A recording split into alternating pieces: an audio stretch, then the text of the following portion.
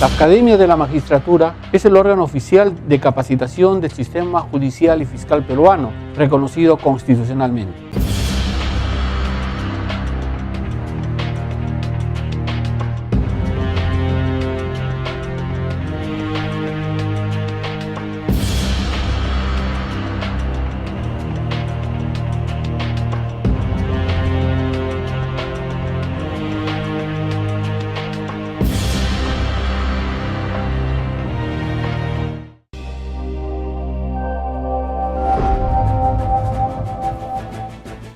Amables televidentes, bienvenidos a su programa Referente Jurídico, programa producido por la Academia de la Magistratura de la República del Perú.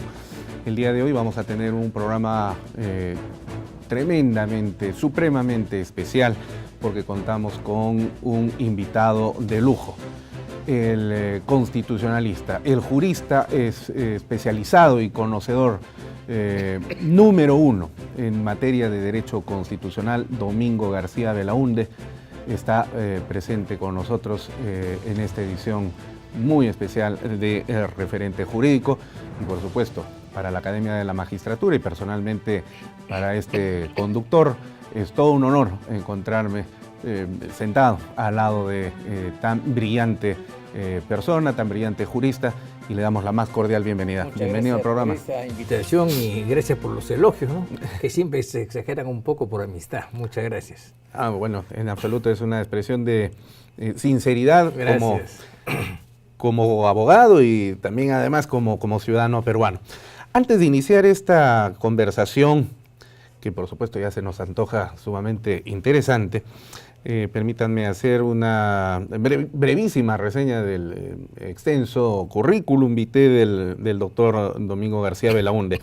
Él es doctor en Derecho, conferencista nacional e internacional, además es profesor universitario, profesor principal, adscrito al Departamento de Derecho de la Pontificia Universidad Católica del Perú. Posee un doctoral de Filosofía en la Facultad de Letras de la Universidad Católica y de la Universidad Nacional Mayor de San Marcos. Secretario General Ejecutivo del Instituto Iberoamericano de Derecho Constitucional. Es también miembro de asociaciones tales como el Colegio de Abogados de Lima, nuestro gremio más importante y principal del Foro Nacional. También es miembro del Comité Peruano de la Academia Internacional de Derecho Comparado, de la Sociedad Peruana de Derecho Internacional, entre otras varias. Ha sido nombrado profesor emérito, honorario y distinguido en diversas universidades dentro y fuera del país. También es profesor principal de la Pontificia Universidad Católica, ya lo dijimos, y autor de numerosas obras que los estudiantes de Derecho siempre hemos tenido a la mano para poder conocer y beber de las fuentes directas de su conocimiento y su gran demostración de cultura en el ámbito del derecho constitucional.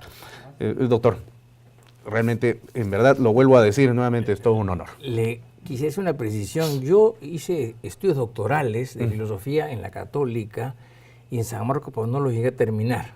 Tuve el entusiasmo, pero la vida me ganó. Salvo eso, todo es correcto. Muchas gracias. Pero fuera de ello, su conocimiento en materia de filosofía es innegable y sobre todo aplicada en el ámbito de la filosofía del derecho. Me ha servido mucho, la verdad. E inclusive he llegado a enseñar filosofía del derecho en la Universidad de Lima muchos años. Y quien me ayudó mucho fue Francisco Mero Quesada Cantuarias, el filósofo, gran amigo mío, que este año cumple 100 años justamente.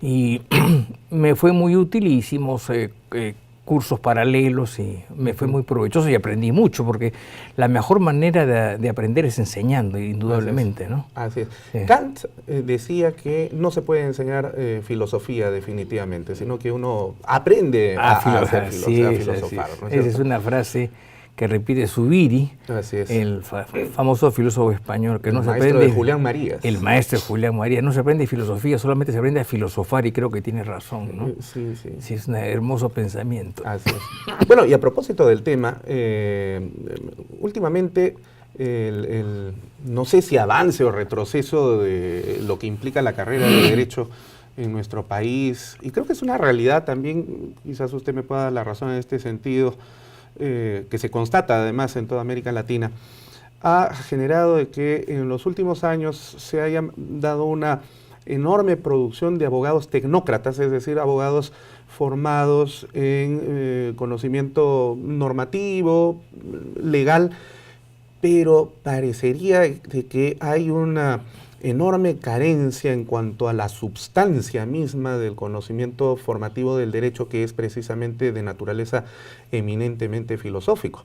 Vamos, yo recuerdo una frase también kantiana que está en la Metafísica de las Costumbres que decía: el ejercicio práctico del derecho puede ser hermoso como las fábulas de Fedro, pero adolece de un defecto, que estas fábulas tienen unas cabezas que carecen de sesos. Sí. Bueno, efectivamente, lo que ha primado en los últimos años es una tecnificación de la profesión de abogado, a fin de hacerlo, como diría pues Ortega y Gasset, un sabio ignorante, ¿no? O sea, un sabio pues por ejemplo, exagerando, registrar una marca industrial y un ignorante de todo el resto. Eso es una tendencia, no significa que todos sean así. Hay muchas universidades que dan formación humanista, mantienen 1 año o 2 años de humanidades y luego tienen un periodo formativo y luego viene la especialidad. O sea, en el mundo actual es bueno que uno tenga una especialidad o 2, porque a veces son compartidas. O sea, por ejemplo, ¿qué digo yo? Derecho civil hay que saberlo siempre, ¿no es cierto? Pero a veces no se tiene eso, entonces tenemos técnicos y eso tiende, sobre todo, la universidad poco especializada, con poca tradición y con el afán de recolectar alumnos antes de recolectar buenos profesionales, ¿no? Claro. Eso es un mal de nuestra época, pero no está generalizado. Gracias a Dios. Y hay que llamar la atención justamente para que se dé más atención a lo que es el periodo formativo del abogado y luego que venga la especialidad, que en el fondo la especialidad lo viene por el ejercicio, por la práctica, y el día de mañana cuando sean abogados de litigio o de asesoría en las calles, ¿no? Sí. Y eso es lo que, bueno, genera que lamentablemente entonces un grueso sector de las últimas generaciones de abogados lamentablemente no participen en los procesos de debate nacional sobre temas sumamente importantes, como sí sucedía en otras épocas, como la generación suya, por ejemplo, donde el foro estaba siempre presente en los grandes debates que implicaban los compromisos con el país y los proyectos que o arrastraban o impulsaban al Perú de alguna manera, pero en estos últimos años la presencia del foro realmente es bastante limitada, por no decir nula. Entonces, ello tiene que ver pues definitivamente con la carencia de estas formaciones en el ámbito filosófico, sociológico, antropológico, que por lo demás es innegable, no porque lo diga Carneluti o Kant, sino porque nosotros lo verificamos permanentemente. Abogado que adolece de estas médulas del conocimiento, pues sencillamente no es un jurista, ¿no? Y eso se nota un poco, por ejemplo, hará unos 20 o 30 años el Colegio de Abogados tiene una gran presencia en la vida nacional. Hoy día no la tiene, en parte porque al margen de factores humanos o valores humanos, los mejores abogados no son los que candidatean al decanato. ¿Por qué? Porque digamos, el electorado está en las universidades, digamos, no solamente públicas, sino esas universidades privadas que a veces funcionan en un garaje, ¿no es cierto? ¿No? Universidades de garaje. Así es, entonces, ¿qué pasa? Hay 15.000 abogados que votan, de los cuales una elite debe ser 3 o 4.000, pero el resto obedecen a cualquier consigna. Entonces ya el mismo gremio ha ido bajando y ya no tiene importancia. ¿Por qué? Porque quizás a los mejores abogados no les interesa, no quieren gastar su dinero en una campaña y claro, al final todo es complicado, ¿no? Entonces, claro, el gremio va perdiendo prestancia que la tenía hará unos 20 años o más. Al margen de que hay individualidades que tengan peso específico. Pero ¿no sería bueno que el gremio también participe en la generación de un debate que no se está dando y que tiene que ver precisamente con este problema? Que además lo apuntó muy bien Luis Pázara con su informe donde le puso el dedo en la llaga a la situación problemática.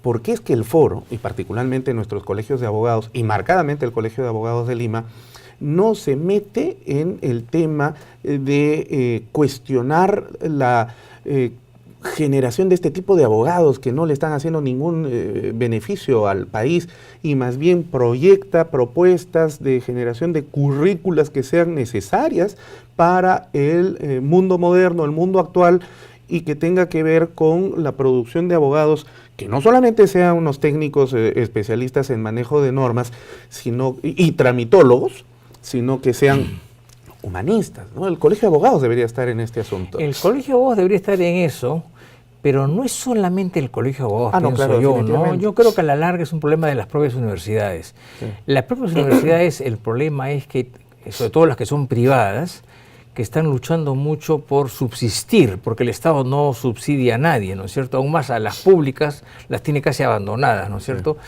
Entonces es un problema de las universidades, pienso yo, y del dinero con que cuentan. Entonces yo creo que es un problema de fondos, ¿no? Pero también es cierto que con un esfuerzo se podría mejorar. En el Perú hay más o menos 40 o 50 universidades privadas.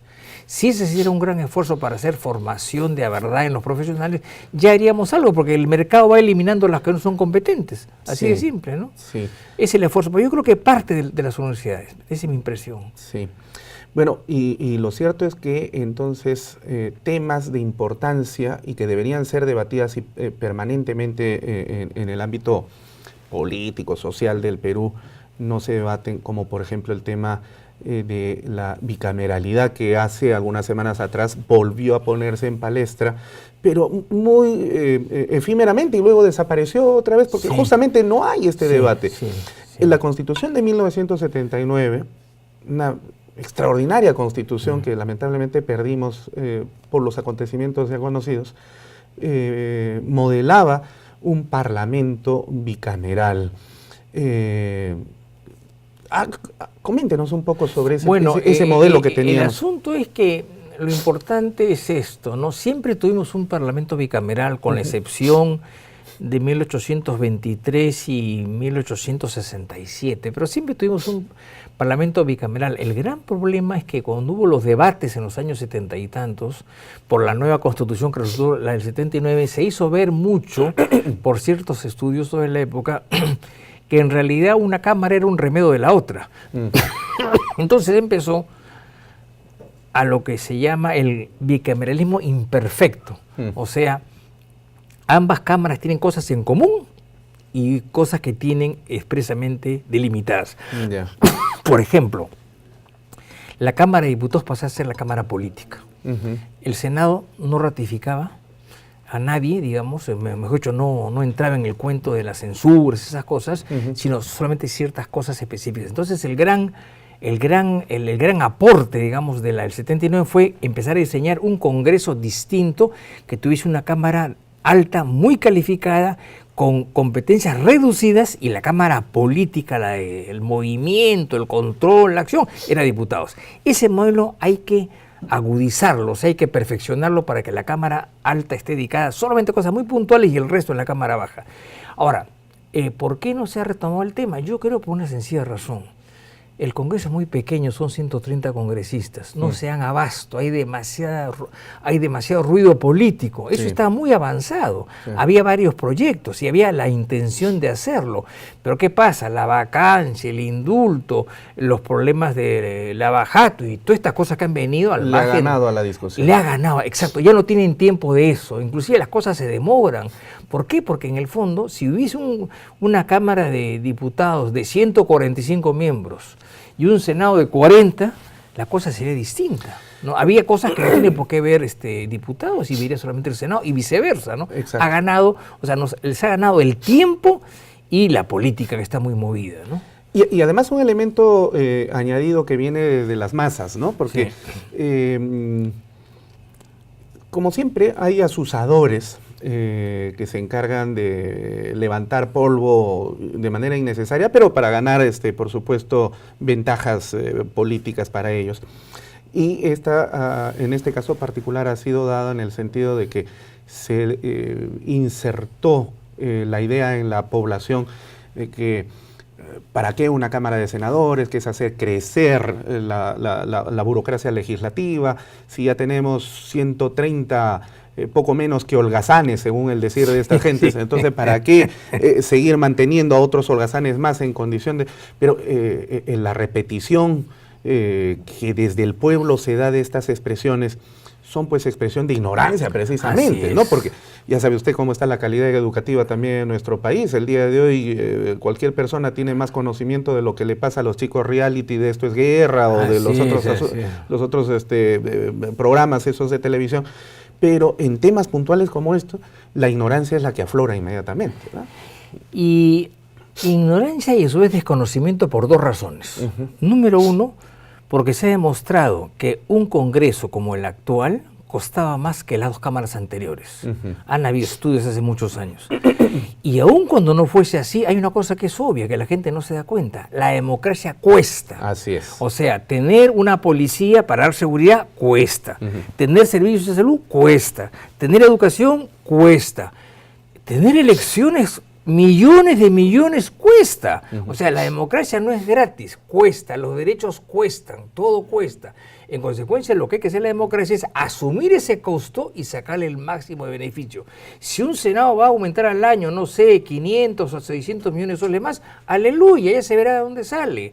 Más ha ido en la corrupción, eso es evidente, ¿no? Entonces, vayamos por eso. La democracia tiene un costo. Sí. Y más bien, ya instaladas estas 2 cámaras, ellas podrían reflejar de manera tal que se haga más ahorrativo su manejo. Pero eso ya es de cada cual. Pero en principio, hay un costo que hay que asumir. Me recuerda usted unas palabras de Kennedy donde decía, no pregunten cuánto va a costar eso, sino cuánto va a costarle al país no hacerlo, más bien por el contrario, ¿no?